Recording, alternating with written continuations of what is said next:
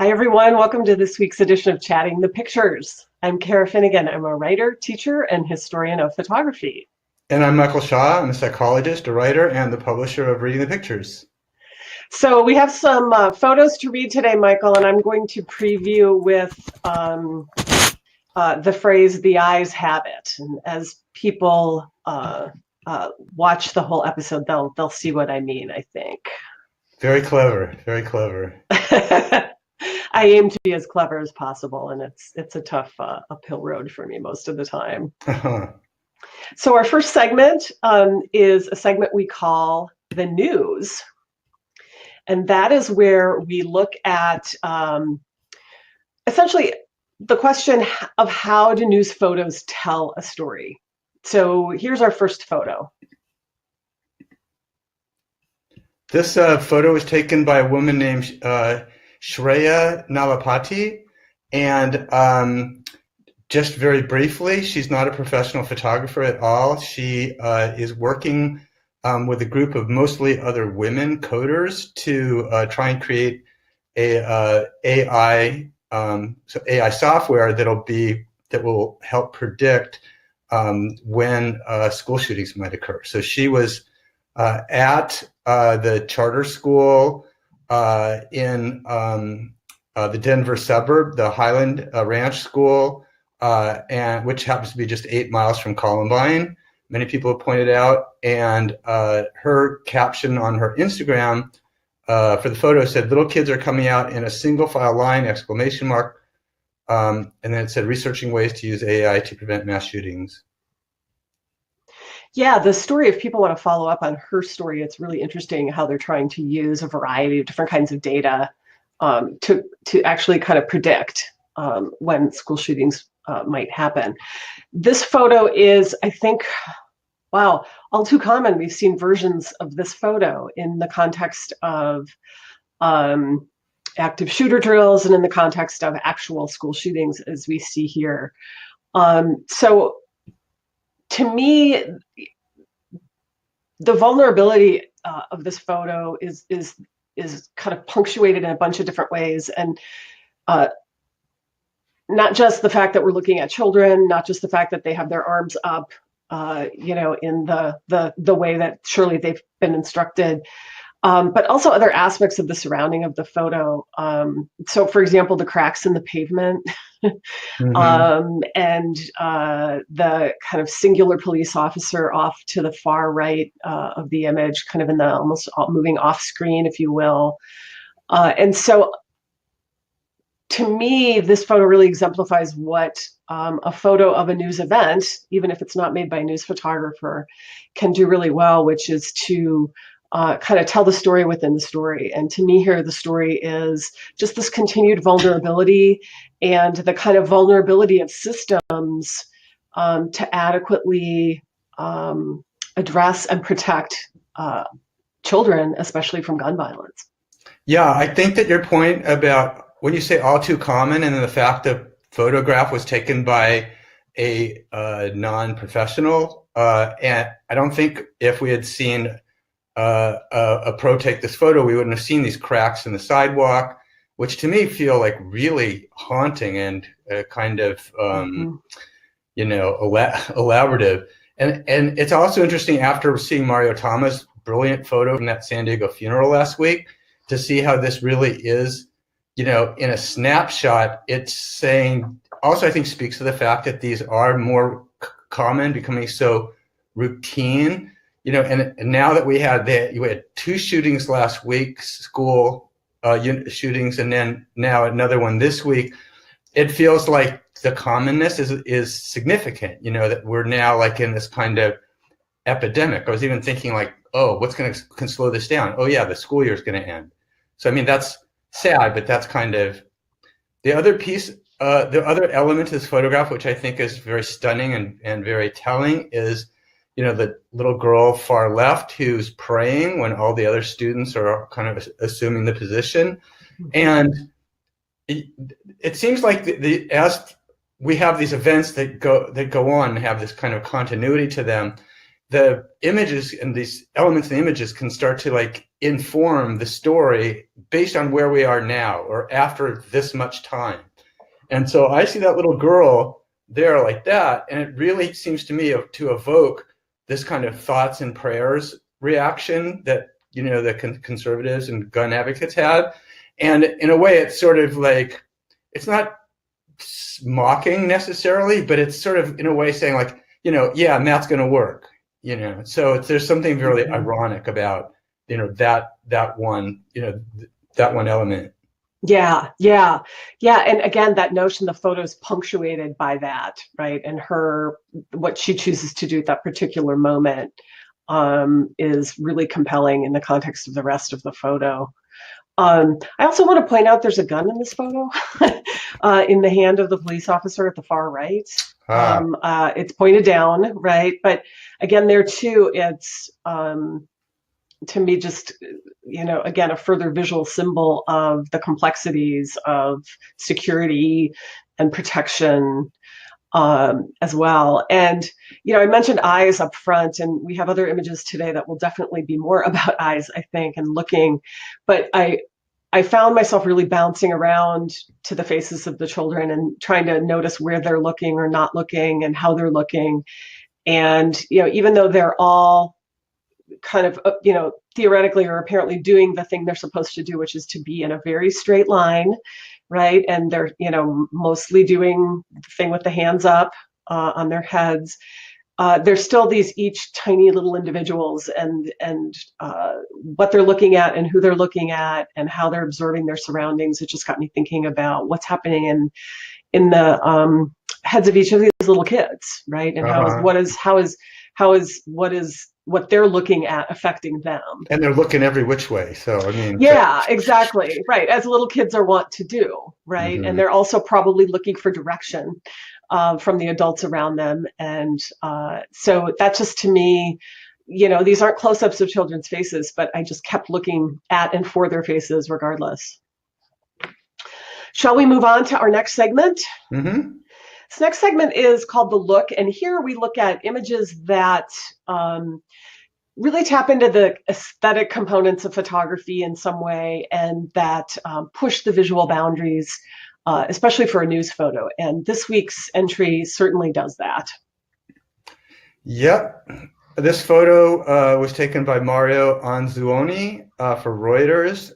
Caption reads, Ezra Miller arrives at the Met Gala in New York, May 6, 2019.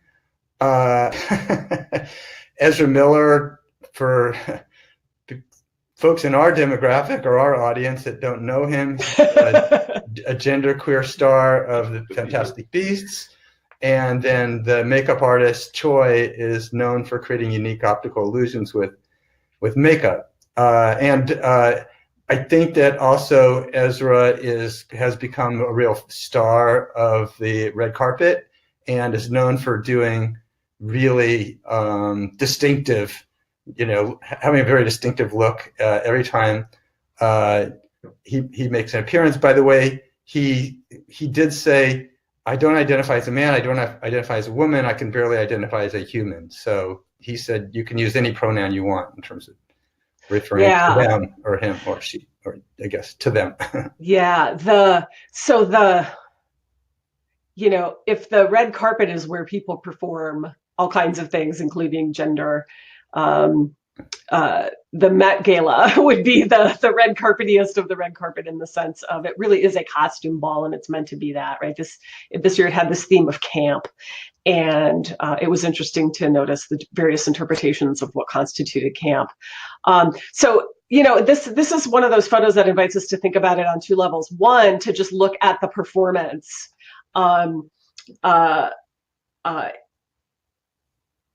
And the choice to do the face and the eyes and the incredible kind of trompe l'oeil makeup and the mask, and then also to look at the photo of it. And, you know, to start maybe with the photo, this is just an incredible photograph of a really incredible moment and a really incredible performance. And, you know, I think, especially in the context of thinking about this real challenge to gender binarism, that he, you know, is openly performing. And the rest of the outfit was, by the way, was a Burberry suit that had a long train. So again, there too, it was very much playing in a very gender fluid way with masculinity and femininity and kind of traditional norms, especially for the red carpet. But this is a photo that, with the mask, to me, it just really highlights this question of, how do our choices display or hide who we are? How do we play with that sense of an identity and whether or not it's stable?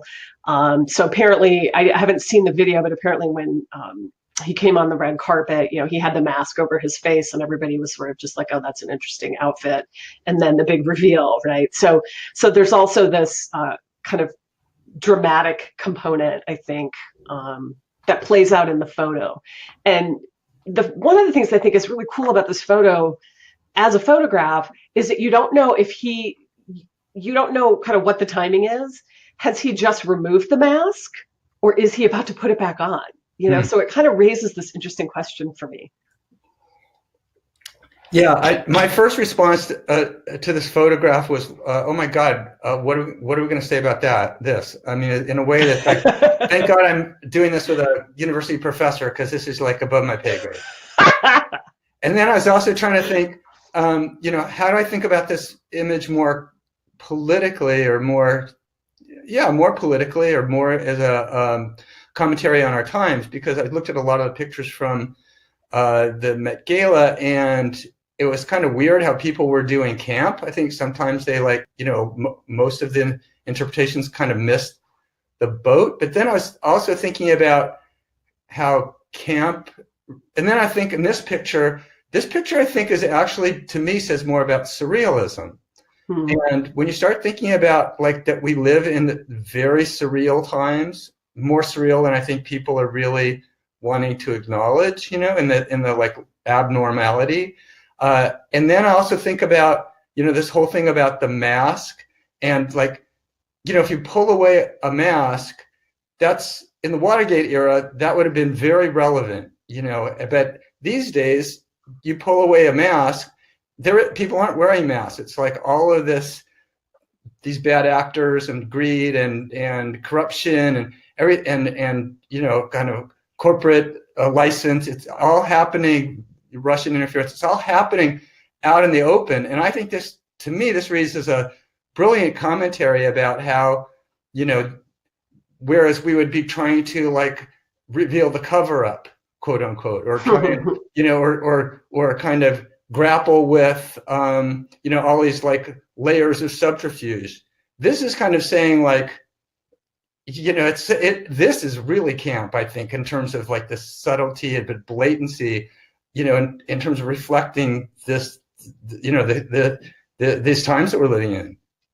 The absolute surrealism of the surreal times we live in, right?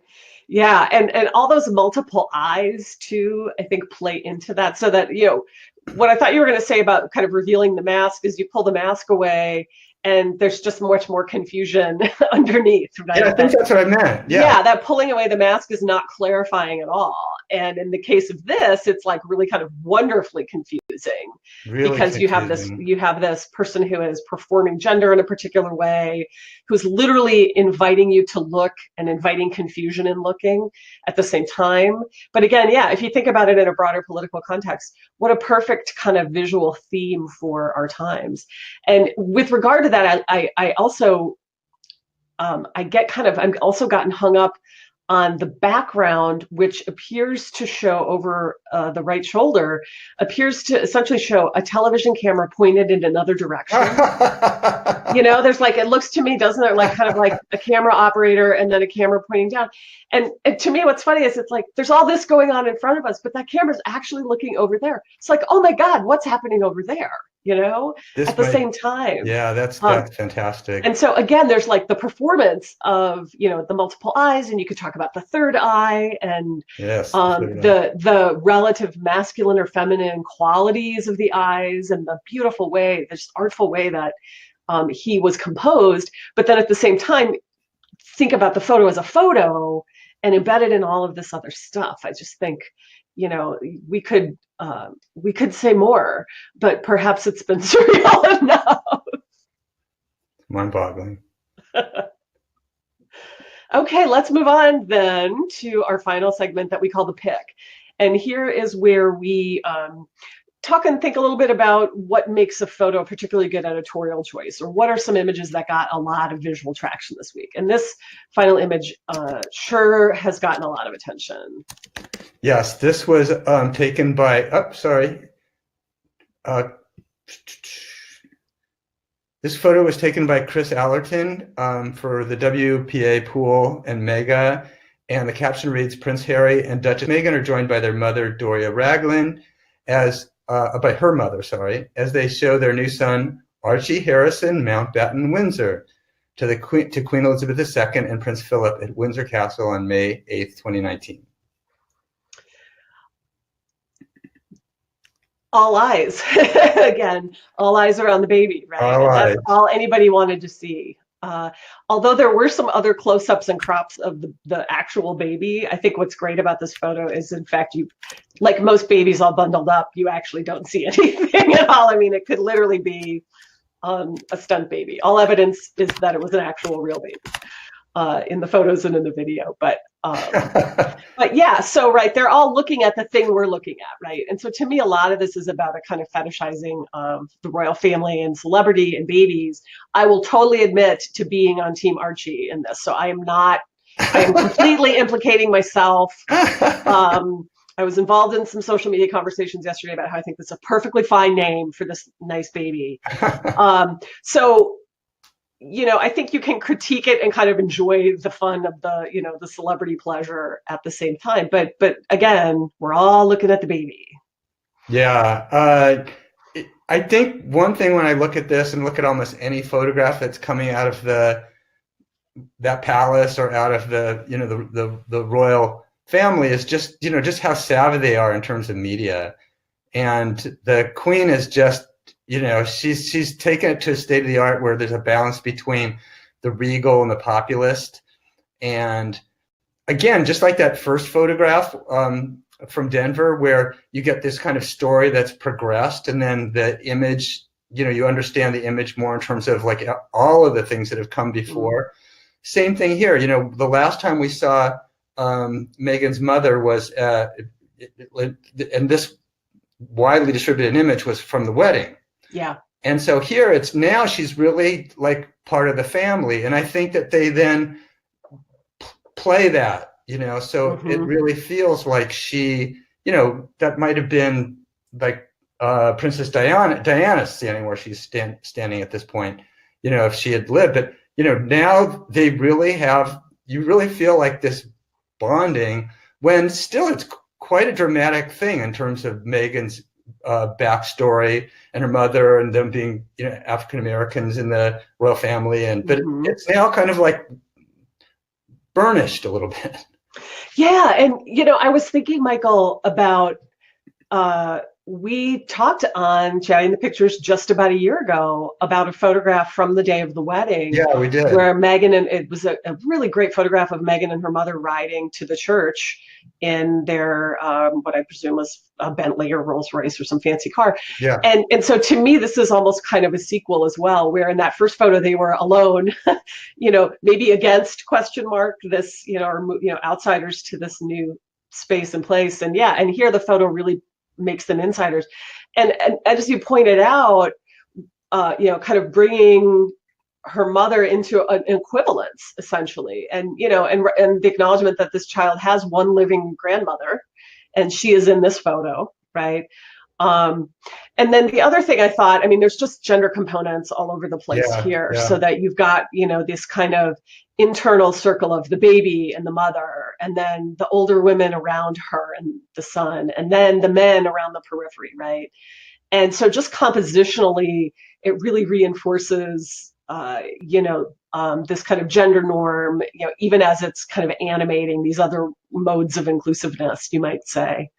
And then if you broaden out the context a little bit more, then you see, and you mentioned that notion of burnishing, you see that they're inside a castle, for God's sake, like the actual castle that the queen hangs out in, and they are, in a room with gilded frames and oil paintings, and what you can see of fancy furniture and red carpet, but yet Meghan's mother's shawl is sort of the same tone as that gilded frame, so she is sort of being burnished into the family, in this visual way at the same time.